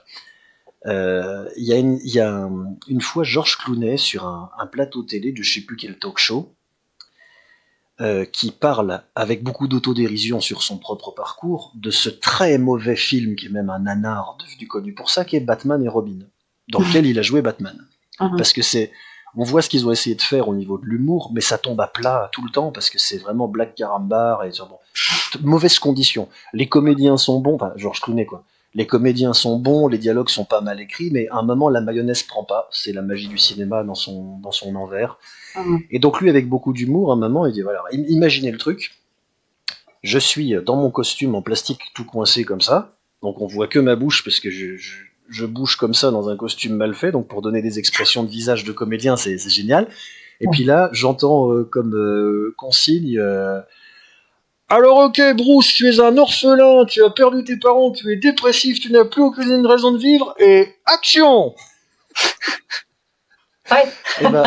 Et tout le monde éclate de rire parce qu'effectivement, n'importe quelle personne qui connaît un peu la comédie au théâtre ou au cinéma sait que quand il se passe ça, c'est que ça va pas. Parce que c'est pas comme ça qu'on fait sortir ce qu'il y a à faire sortir d'un comédien, évidemment. Et pourtant, je crois que c'est Joel Schumacher, si je dis pas de conneries, ou c'est Schumacher ou Verhoeven. Enfin bon, c'est une pointure, évidemment, le mec il sait réaliser, évidemment il débute pas quoi. Mais à un moment ça se passe mal, voilà. I'd gotten killed for doing Batman and Robin. Didn't you apologize to the crowd at Comic-Con for Batman and Robin? I always apologize for Batman. I actually thought I destroyed the franchise until they brought it back. And I understood for the first time, when I got Batman and Robin, I was just an actor getting an acting job. What I realized after that was that I was going to be held responsible for the movie itself, not just for my performance or what I was doing. There was a director named Joel Schumacher, who's very funny, man. And he would direct with a microphone and a speaker. Usually directors will come up and say, hey, he'll be like, okay, and you'd hear this, giant booming voice. And I bolted into this suit. I can't move. And he would direct you like as if you would have some emotional scene. He would go, okay, people, all right, George, your parents are dead. You have nothing to live for. And so I knew I needed to focus on better scripts. The script was the most important thing. You can't make a good film out of a bad script. It's impossible. You can make a bad film out of a good script. Eh ben c'est ce truc-là, un brief. On en a parlé tous les deux, et c'est vrai que ça, c'est un truc qui est dur pour vous dans vos métiers de voix off. C'est qu'on vous donne pas de quoi faire sortir ce que vous avez à faire sortir. On vous donne des consignes. On vous donne des mots valises. Parce que en l'état, ça ne peut être que des mots valises. Mais c'est pas forcément le boulot de la personne de faire plus. Ça dépend de quoi on parle. Pas forcément le temps, pas forcément la compétence.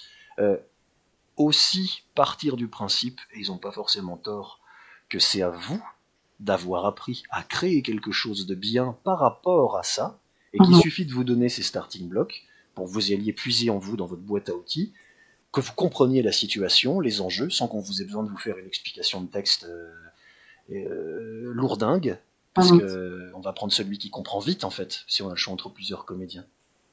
C'est toute la cruauté de ce métier. Alors des fois c'est mal fait et les gens manquent peut-être de considération ou de tact, mais il y a aussi le côté, vous êtes censé avoir ça en vous pour pouvoir fournir et bosser et être rappelé. Bien sûr. On le découvre à ses dépens parfois, c'est assez violent. Oui, c'est ça. Et puis, le fait de... Bon, après, il y a les sessions dirigées. Moi, j'en ai pas encore fait. Mais quand justement, tu n'as pas le client ou le représentant du client, que tu n'as pas réellement de direction artistique où tu peux vraiment échanger avec la personne et reformuler au besoin pour être sûr d'avoir bien compris ce que le client attend, bah, en fait, oui. Alors, tu es formé et tu as une direction, tu as des compétences et tu vas le faire. Mais comme tu dis, les briefs ne sont pas toujours faits par des personnes qui s'y connaissent, qui ont le bon vocabulaire. Et toi, tu es dans ton home studio, tu as juste eu quelques lignes. On a une échange de mails, t'envoies ton truc. Alors oui, mais je voyais plutôt ça comme ça. Alors des fois, c'est proche de la réalité et très bien, on a juste un tout petit peu. Mais d'autres fois, les qualificatifs employés par les clients ne veulent pas dire la même chose pour eux et pour nous. Ils attendent que tu fasses un truc et après c'est du die and retry. Non, pas ça, plutôt comme si. Puis au bout de la 17e version, tu te... Ah, c'est ça, et puis c'est notre temps au final, tu vois, c'est notre temps qui est accaparé, c'est des interruptions, t'es pas sur ton projet en train de le faire et de le refaire en plusieurs prises. Et oui, c'est pour ça que les contrats types dans les devis comprennent un certain nombre de retakes, c'est pas infini, parce que sinon vous vous faites bouffer. C'est marrant, j'essaierai de retrouver ça aussi. Je vais faire plein de petits montages pour ton interview. Je crois que c'est Astier que j'avais vu dans un short vidéo où on lui demandait est-ce qu'il y a des castings que tu regrettes qui sont super mal passés. Puis c'est très drôle, comme souvent quand Astier raconte une anecdote. Et il dit je me rappelle un moment, il y avait un casting pour une pub. J'arrive, les mecs me font alors voilà. En gros, ils allaient tester ses capacités de comédien sur ce truc-là d'impro. Vous lavez votre voiture et votre copine la lave avec vous, mais elle sait pas bien faire selon vous et vous l'engueulez. Pas de torchon, pas de voiture, pas de seau d'eau, pas de copine, pas de texte. Est-ce que tu as eu des castings qui t'ont dégoûté du casting pour avoir envie de faire tes projets? J'en ai fait un une fois. C'était pour une pub, on était 1,5 milliard dans une salle comme celle-ci. Et je rentre et on dit bon alors il faut que tu laves ta voiture. Et simplement tu la laves avec ta copine. Et sauf que ta copine, elle la lave pas bien, donc tu l'engueules pendant que tu laves la voiture. Pas de réplique, pas de voiture, pas de copine, pas de torchon, rien. Tu fais du air frottage. Dis donc, il me semble que tu pourrais faire un effort. Et j'ai dit, mais je peux pas faire ça, en fait. Comment ? Je peux pas faire ça, je vais pas y arriver, quoi. Ah oui, ouais. Bon, voilà. Sans outil, bon, hein. Et donc là, comme tu sais pas créer de l'or à partir de rien, on te fait comprendre que t'es pas bon. Un peu facile quand même celle-là. Déjà transformer le plomb en or, bon, ça demande un peu de travail et tout le monde peut pas. Mais transformer rien en or, ouais, et s'emballer un Mars aussi. C'est le problème de ce monde-là. On ne dit pas tout ça pour rien. C'est pour vous, hein, les gens qui regarderaient aussi. Jeune voix off, faites-vous le cuir là-dessus. Attendez-vous à ne pas être validé, rassuré et compris. Allez chercher ça en vous. Gardez-le pour vos proches confrères, pour vos proches qui vous soutiennent. Les mandataires qui vous feront travailler ne sont pas forcément, voire pas du tout, des artistes. Ils en ont rien à foutre de vos émotions. Et c'est dur. Parce qu'ils devraient rendre possible leurs aménagements pour que vous puissiez créer ce qu'ils ont besoin que vous créiez. Et ce ne sera pas toujours le cas parce que, pour le dire comme je le pense, celui qui est du côté du manche, c'est celui qui a la thune. Et s'il n'a pas envie de s'emmerder avec autre chose qui n'est pas son métier ou qui n'est pas de son goût, il ne le fait pas. Puis celui qui s'adapte, c'est celui qui a besoin de la thune. Parce qu'il faut un transfert de poche à poche. Ça, c'est le lot de tout mercenaire freelance. Donc, Mais c'est pas évident, humainement. Surtout quand on débute. C'est sûr. Ouais. J'ai pété le moral de tout le monde, c'est bien.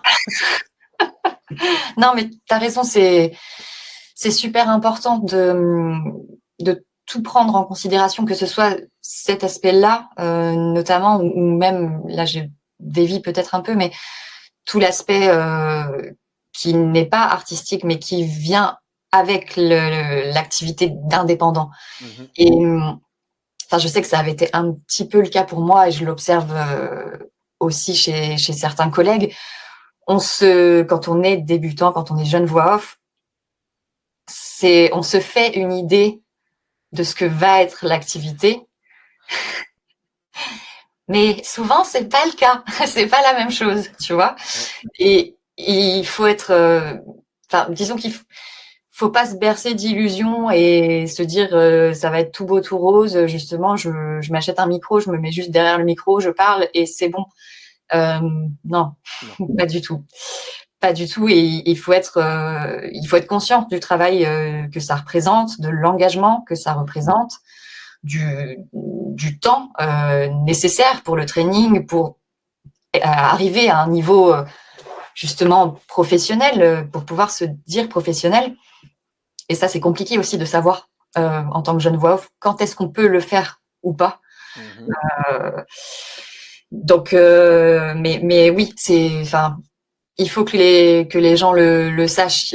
Savoir dans quoi on s'embarque, c'est toujours mieux pour que la traversée se passe bien, quoi. Non, c'est vrai, l'aspect entrepreneurial, l'aspect administratif sont très importants.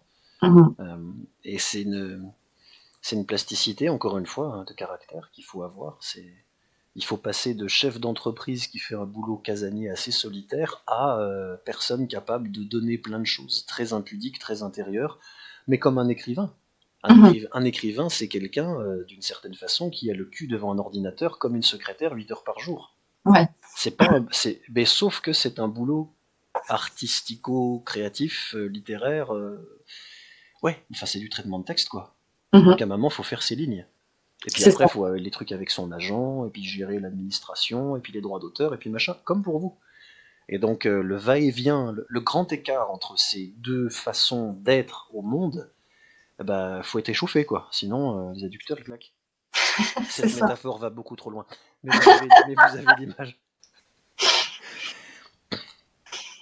C'est bien, j'en profite pour écluser la concurrence pour toi, en effrayant les nouveaux pendant l'émission.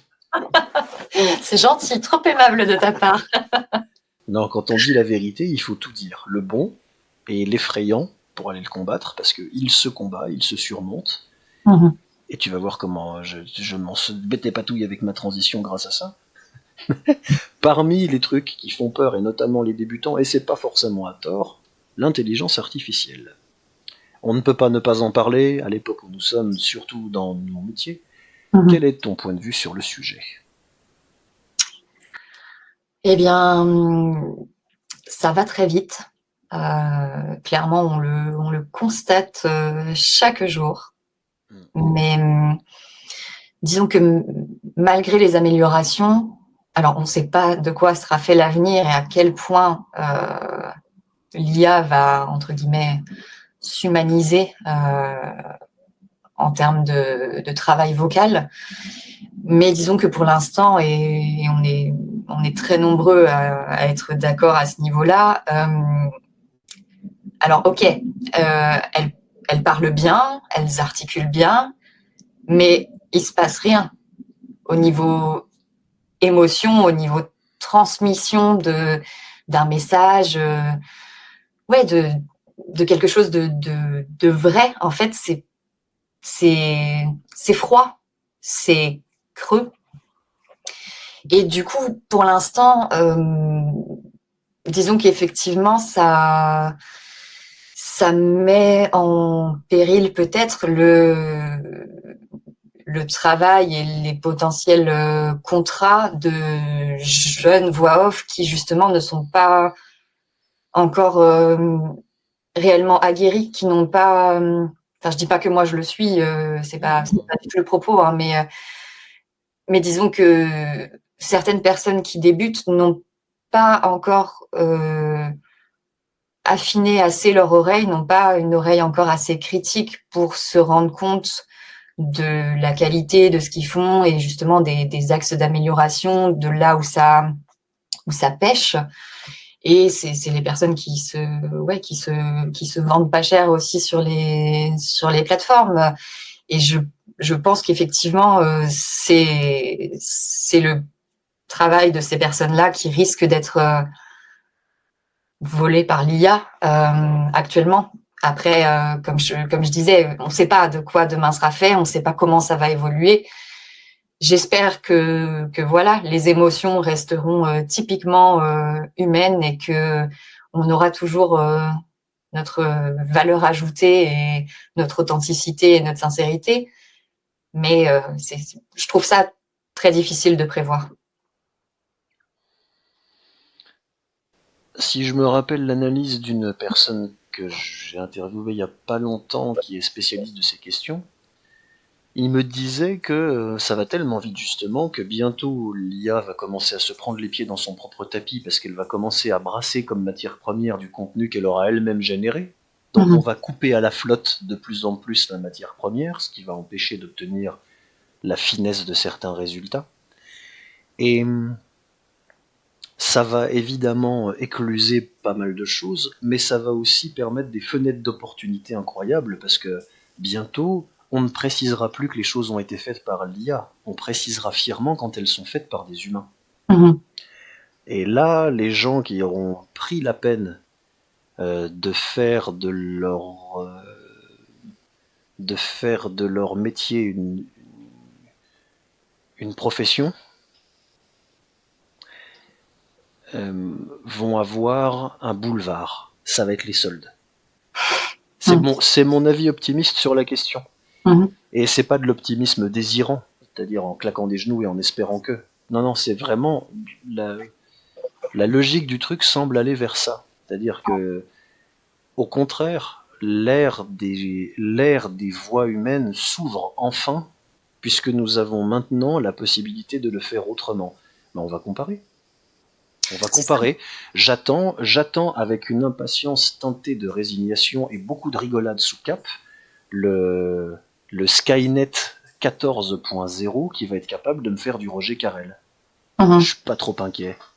Parce que en fait, ce qui est marrant avec ces histoires d'IA, c'est que avant, certaines choses allaient de soi, donc on ne les expliquait pas. Évidemment que certaines choses sont purement humaines, elles resteront. Maintenant qu'on est dans un monde où certaines technologies permettent de faire croire qu'elles vont faire exactement et même mieux que des humains, ce que seuls des humains peuvent faire, certains sont obligés de trouver des argumentaires pour expliquer ce qui est toujours allé de soi depuis l'aube des temps, c'est-à-dire pourquoi est-ce que c'est pas aussi bien quand c'est une machine et pourquoi c'est mieux quand c'est un humain. En fait, c'est peut-être ça le piège, c'est qu'il n'y a peut-être pas à argumenter. Il y a peut-être juste à écouter et se faire son propre avis. Écouter des séries à pas cher ou des films direct ou DVD ou direct ou vidéo qui sont doublés par des IA. Et puis, allez-y, prenez votre pied. On en reparle, hein. Ouais. Mais bon. Pas trop d'inquiétude à avoir là-dessus. Ça changera la donne, ça ne tuera pas les voix. C'est ça, mais bon, c'est vrai qu'on a quand même une certaine inquiétude. Je discutais avec un collègue, j'ai réagi au post d'un collègue sur LinkedIn par rapport au fait que justement ça se démocratise énormément les castings IA, TTS, etc. Et dernièrement, moi il y a eu une semaine en particulier où c'était quasiment, c'est ce que j'ai écrit dans mon commentaire, quasiment 50% des propositions de casting que j'ai reçues. Et dans ces cas-là, tu vois, en fait, il y a un quota de propositions qui sont acceptées. Et donc, toi, moi, en l'occurrence, je décide de ne pas y participer, comme un certain nombre de mes collègues. Mais tu le vois qu'il y a eu des réponses quand même, qu'il y a des propositions. Et que, en attendant, effectivement, il y a des gens qui vendent leur voix, qui bradent leur voix pour alimenter l'IA. Donc, c'est... Je vais étaler ma grande culture et citer Dostoïevski. Quelles que soient les époques, quels que soient les partis, il y a toujours eu deux types d'hommes. Ceux qui sont contre tout, contre tous et tout le temps, et ceux qui, de bonne foi, sont toujours dans le bon camp. Je vous laisse avec ça. Vous avez 2 heures. Vous avez 2 heures. Chacun prendra ses responsabilités quand la cloche sonnera, mais ça tend énormément les choses. Confidence pour confidence, pas plus tard que hier matin, à l'heure où on enregistre. J'ai moi-même eu un mouvement d'humeur à ce sujet. Je poste tous les jours du lundi au vendredi depuis presque 1 an, à l'heure où sort cette vidéo. Tous les jours. Donc j'ai des recherches d'images, d'illustrations de posts à faire assez souvent. Et là, pour un post qui est sorti en mars, je trouvais pas d'image et j'ai mis une image en IA. C'était la première et la seule fois de ma vie que j'ai mis une image en IA. Parce que je la trouvais marrante et qu'elle allait bien, donc hop, j'y ai même pas pensé, pour moi c'est un non-sujet. Et ben il y a des gens qui sont voix off, qui ne viennent jamais me parler sauf pour me critiquer, il y en a aussi, qui m'ont tombé sur le rable, parce que eux ils sont comme ça, parce qu'ils pensent qu'ils vont plus bosser, donc ils voient quelqu'un qui est dans la voix et qui met une image en IA, et ils arrivent en disant « Ouais, machin, vous devriez défendre les voix humaines, pas utiliser les IA, mais avec cette espèce de ton mielleux et condescendant ». Donc ça a été blocage, suppression, parce que j'ai pas de temps à perdre avec ça, mais vous êtes complètement con en fait. Vous êtes en train de devenir complètement con avec ce sujet. C'est-à-dire que si pour rire, et parce que je trouve l'image rigolote, j'utilise un truc qui a été fait par une IA, je deviens du camp du mal et vous êtes du camp du bien. C'est vers ça qu'on va. Une espèce de guerre binaire, adolescente, crétine, qui va créer des polarisations. D'ailleurs ça a commencé, parce qu'à un moment, je suis pas là pour me faire marcher dessus, donc les gens dégagent, je discute plus maintenant, je perds plus mon temps. Mais ça amène à ça. Parce que ça tend l'atmosphère. Et ça aurait été effectivement un méfait qui est déjà là. C'est sûr. Tu as eu des expériences de tension comme ça entre équipes adverses qui se forment? Écoute, ton expérience là vis-à-vis de ce poste, il me semble pas, mais j'ai vu quelque chose sur LinkedIn et il me semblait pas que c'était toi. Il me semblait que c'était quelqu'un d'autre qui a reçu exactement un commentaire du même acabit, une image IA, et puis tout de suite, voilà, Espèce de traître. Voilà, exactement. Et c'est quelque chose qui me pose question, et justement, j'ai eu peur à divers moments de recevoir ce genre de critiques, puisque moi, dans mes projets, étant donné que je débute complètement et que je n'ai pas la trésorerie pour me permettre de payer pour l'instant un monteur vidéo, un graphiste, un ingénieur du son, il y a beaucoup de choses que je fais par moi-même. Et on va pas te le reprocher. Il faut faire quoi? Faut que tu crèves de faim pour être parfaitement pur. Et là, ils seront contents.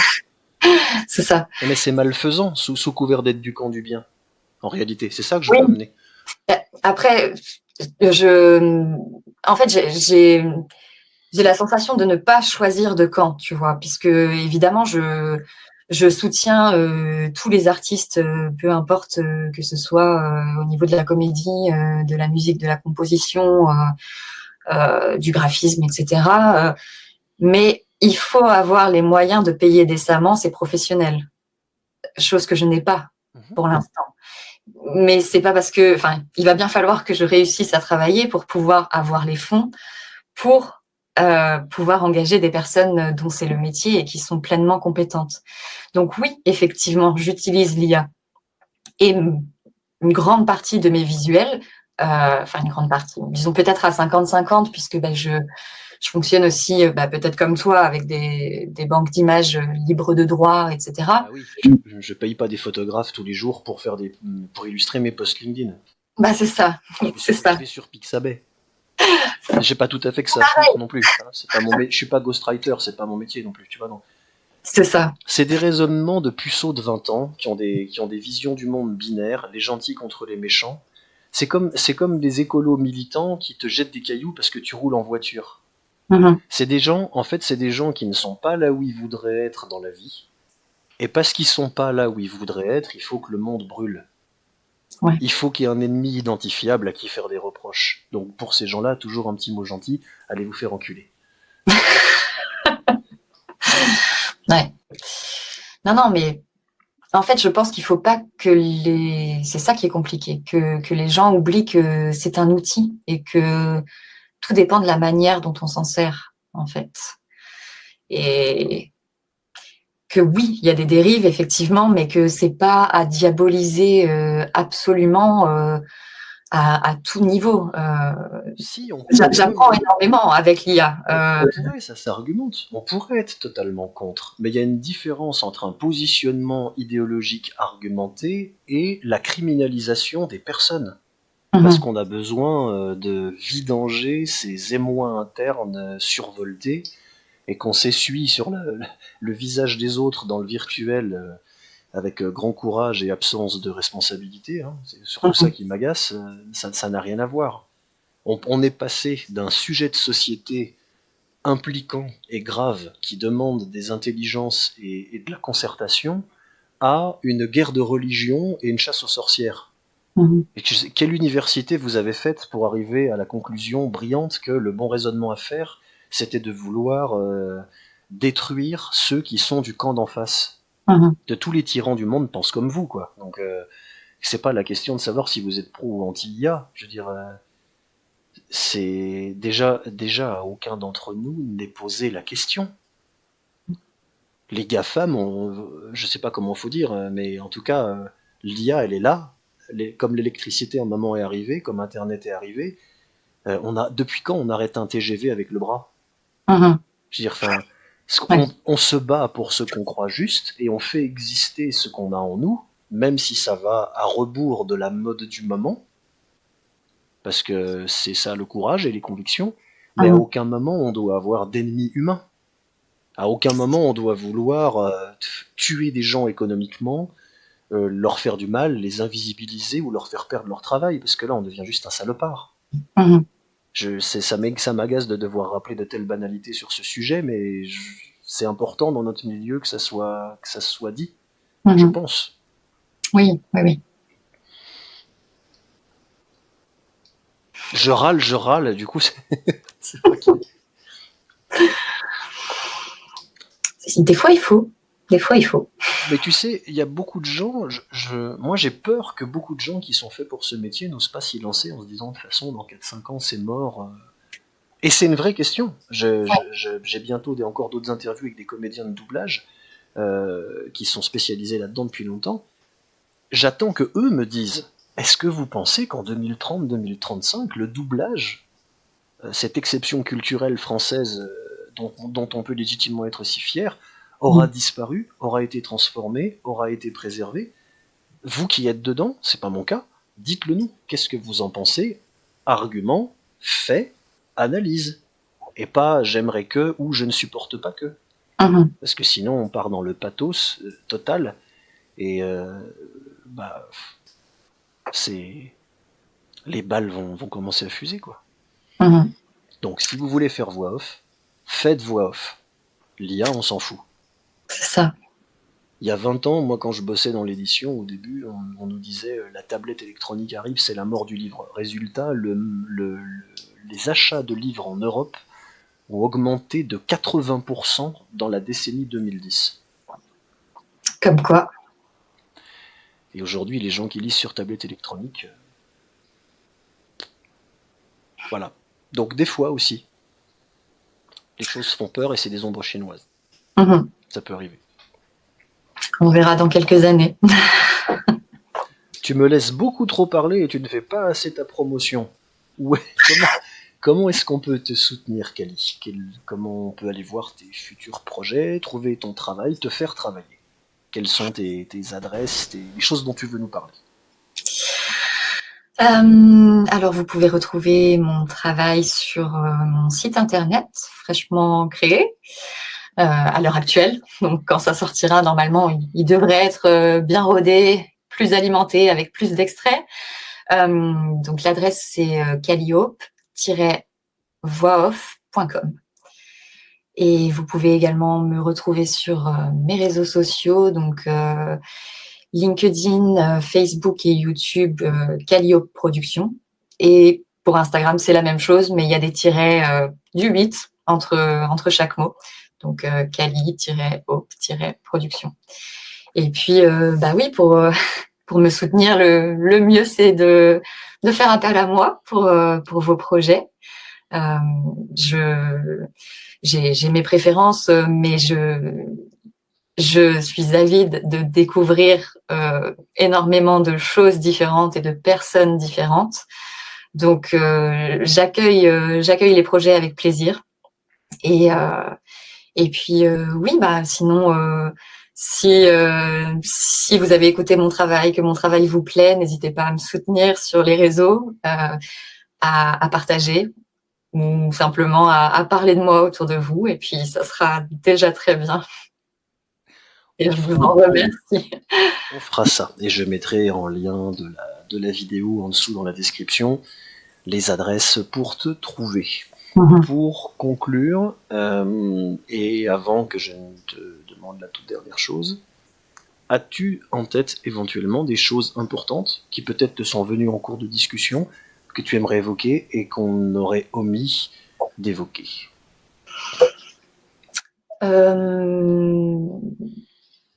Je pense particulièrement aux gens à qui j'ai envie de faire coucou, comme tu disais.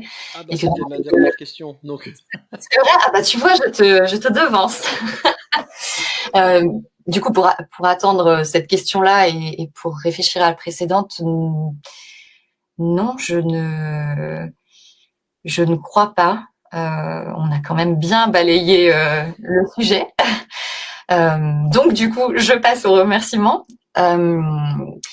Donc, forcément, les formateurs qui m'ont coaché en centre de formation, je pense notamment à Laurent Pasquier, à Nathalie Cazot, Benoît Riollet-Ginter, avec qui j'ai suivi en supplément une petite formation son post-production pour pouvoir justement me débrouiller un petit peu en autonomie en attendant de pouvoir travailler avec d'autres professionnels en termes de son.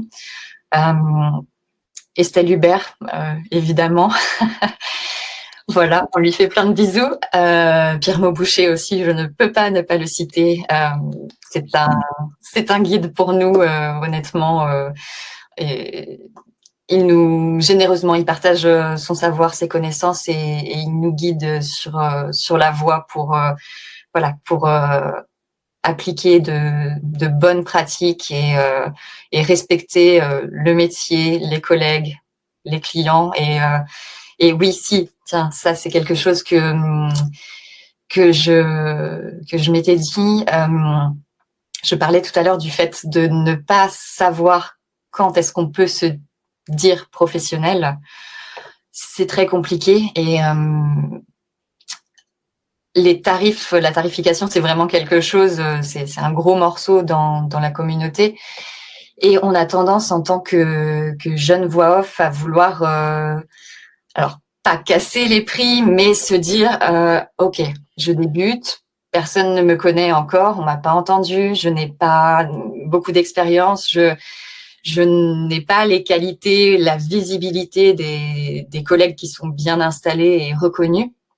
Et donc, on a tendance à se dire, ok, je vais facturer un peu moins. Et c'est vrai que ces grands professionnels ont la sagesse de nous expliquer. Et moi, j'ai vraiment pris conscience de ça, que si effectivement on se brade, là, pour le coup, on peut pas se revendiquer comme professionnel. Donc, la clé, elle est là. Si vous en êtes effectivement à passer le cap, à vraiment vous dire, ok, je me lance, j'y vais. La tarification, il faut se pencher dessus, vraiment. Alors après, on est tous différents et c'est vrai qu'il faut pouvoir payer le loyer, manger, etc. Et tous les projets sont différents, tout dépend des clients également, mais voilà, il faut pas perdre de vue que, en tout cas, il y a quand même des normes sur le marché et qu'il ne faut pas faire n'importe quoi. Donc, je trouvais important de le préciser. Tu as bien. C'est vrai que c'est un sujet. C'est un sujet important. C'est bien de conclure par ça. Ne pas se brader, ce qui est un truc que font souvent les nouveaux. En plus, il y a un lien avec ce qu'on a dit avant. Ça ne vous aidera pas, de toute façon, face à l'IA. Vous ne serez jamais aussi bon marché qu'une IA. Non, c'est ça. Ouais, même vos concurrents à 5 € qui viennent du Bangladesh sur Fiverr seront au-dessus d'une IA. Donc, ne faites pas ça, effectivement. C'est ça. C'est ça. Et puis bah oui, parce que je me suis interrompue du coup dans mes remerciements.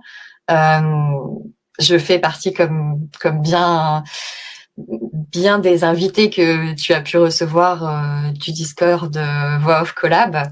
Donc, je fais un coucou à tous les copains du Discord qui m'aident aussi à progresser. Et c'est également très important d'avoir, alors oui, le retour et les conseils de professionnels aguerris, mais aussi de personnes qui sont dans la même situation, qui sont en début de parcours et qui traversent les mêmes défis en fait.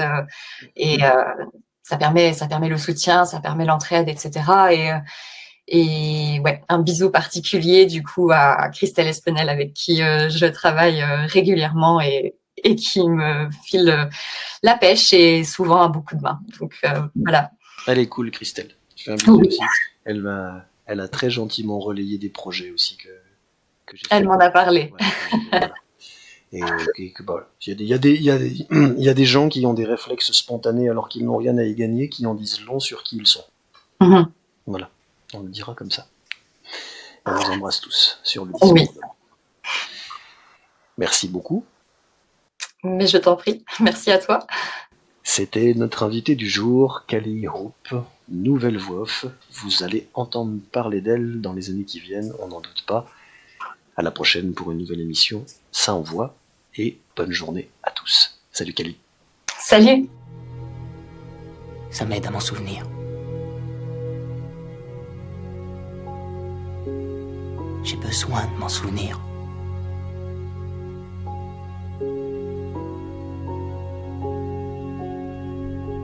Et parfois, je me dis qu'il y a tellement de beauté